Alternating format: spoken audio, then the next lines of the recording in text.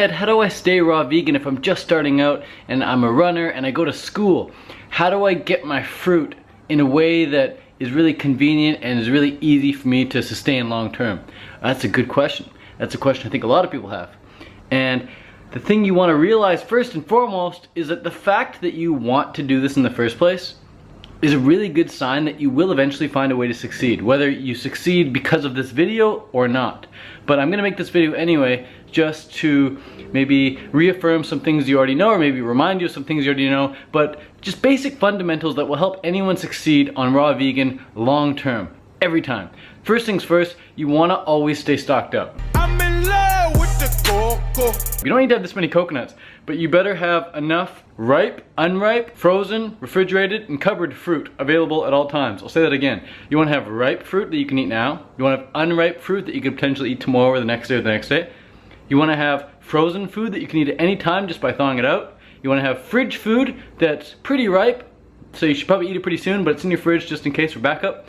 And you have cupboard food being like pasteurized juices or dried fruits like dates and apricots and things like that. And to get these foods at a good price, at an affordable price, you want to always buy in bulk. So you either want to buy in bulk from a warehouse that's going to deliver to your house, or you go to the warehouse and you just pick it up right from the warehouse. If you don't have a warehouse in your neighborhood, maybe you got to call one up. Maybe you got to go on Google, find a warehouse around you that delivers food to the local grocery stores, and go right to the source, go right to the warehouse and get it direct from them. You'll find a much better price from there.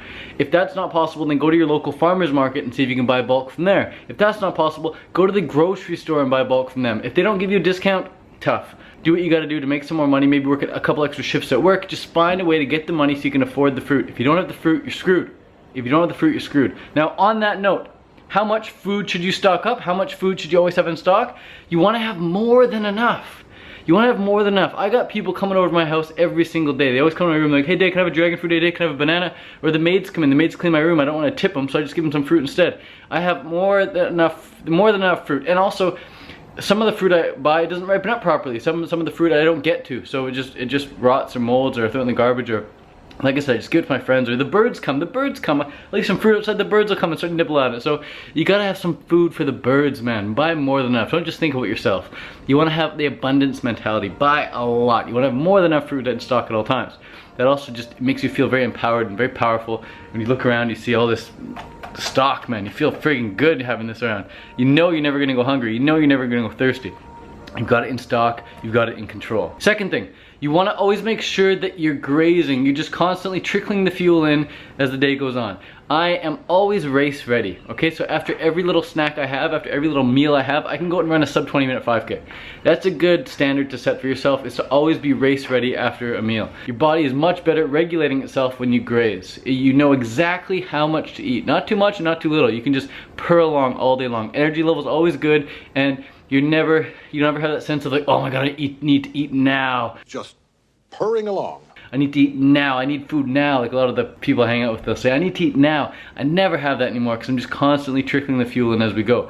I can go 3-4 hours without food as well, because again, your body's just better at regulating, it's better at adapting to periods of no food as well as periods of little bits of food. Purring along. When you just start going raw vegan, you're typically gonna have a lot of cooked food cravings. It's very normal to have this. And the first year, maybe in the first 2 years, you're gonna have a lot of cooked food cravings. And the best way to prevent cooked food cravings from coming on is to stay full.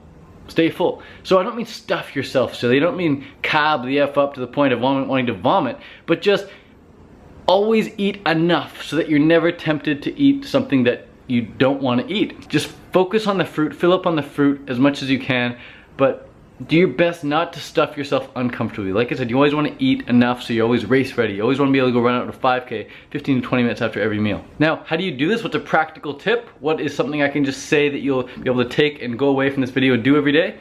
Simple. Make smoothies. Make smoothies.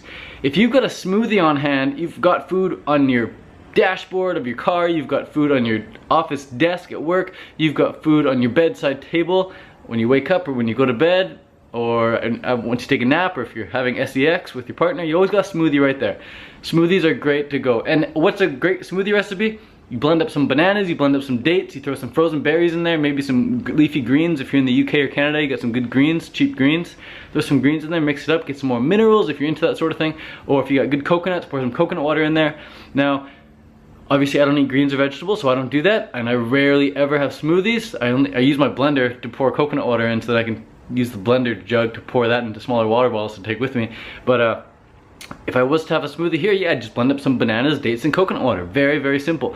Super calorie dense too if you add enough dates in. If you add enough dates in, you can make it super, super calorie dense. So if you're going for a run longer than an hour, bring along some blended dates and bananas. If you're going on a long road trip, bring along some blended dates and bananas, maybe some berries in there. If you're going to school, bring along a smoothie. Sip the smoothie along school. You'll be surprised how long blended bananas and dates and berries last. It can last you all day as long as it's not sitting out in the super, super hot sun. But if it's in your backpack, it should be good to go all day long. That's how you stay full all day long. Easy, easy, easy. Gotta make it easy on yourself to get the convenient carbohydrates in. And some of the staple fruits I recommend would obviously be bananas, dates, pears, apples, oranges. You know, these things you can get everywhere. Dates, bananas, apples, oranges, pears, you can get almost anywhere. Some other fruits I'd recommend also would be tomato, avocado, and cucumber, and then frozen berries. In Canada, I was eating lots and lots of avocados. Helps you stay raw for sure, helps you get enough calories so you avoid the cooked food cravings.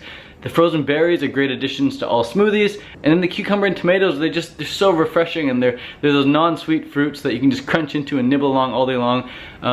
Just in case maybe you're bored or something and you just want something to nibble on, a nice little snack. And if you're into eating vegetables, then celery is also a great choice for just something to nibble on as well. I used to chop up a bunch of celery and pour some lemon or lime on it, and just chopped up celery with lemon or lime is so good, man. You can eat that all day long. Really, really good stuff. But if you want some really specific ideas and recipes for things that you can make for dinner on a raw vegan diet somewhere in the cold like the UK or Canada, then definitely check out my recipe book right here. This is the recipe book I made in Canada. All the recipes contain ingredients that you can find in cold climates, and it's a completely salt-free, oil-free, and nut-free ebook, so it's just fruits and vegetables in there. And the recipes are so good, man. If I were to go back to Canada right now, I could eat any of those recipes from the ebook, which is something I really look forward to doing when I do go back to Canada in the summer. So yeah, guys, I will see you in the next video. Thanks for watching. Peace out from Chiang Mai, Thailand. Come cocoa yourself, right? I'm in love with the cocoa. This is how you eat from the vine. Probably not feel divine, but you'll be in line with nature's design.